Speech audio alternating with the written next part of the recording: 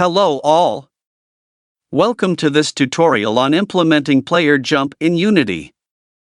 Jump is one of the most used features in games. So, if you are learning game development, you need to know how to make your player jump.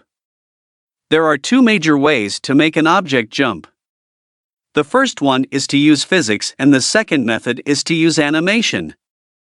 It totally depends on your game type whether you should use physics or animation to jump.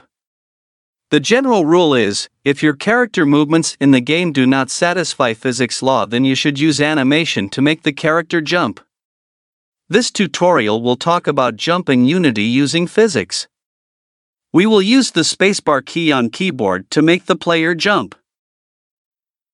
We will add a rigid body component and apply upward force to it when spacebar is pressed. First, we go to Add Component and add Rigid Body. Let the rigid body have its default values.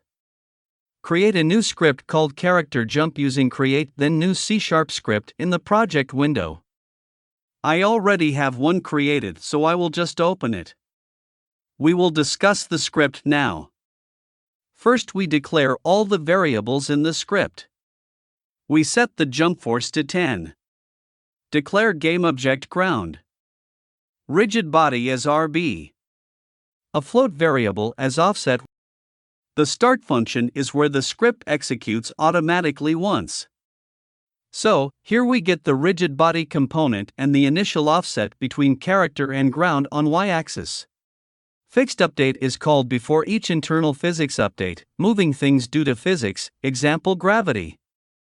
Unity's fixed timestep defaults to 0.02, leads to FixedUpdate being called 50 times per second compared to update, which is called every frame. FixedUpdate is called independently of framerate, at measured intervals, in sync with the game's physics system. As a result, FixedUpdate is usually used for physics-based functions, such as applying force to a rigid body. So first we check if player is already in air or not using if condition. Here we check if difference between player's y location and ground's y location is less than the offset value. If so, that means player is on the ground and not in midair. We can go ahead checking if jump button is pressed or not. If so, we apply a force to the rigid body in y direction by multiplying the jump force with the unit up vector. The up vector has y direction value of 1 with x and z direction being 0. Attach the script to your character by going to Add Component and type in the name of the script in search.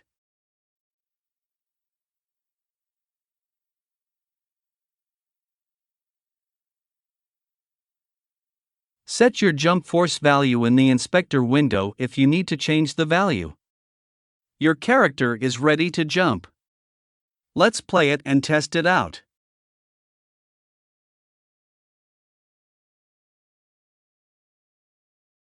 Subscribe, like, comment and share my channel for more fun videos and stay tuned for more.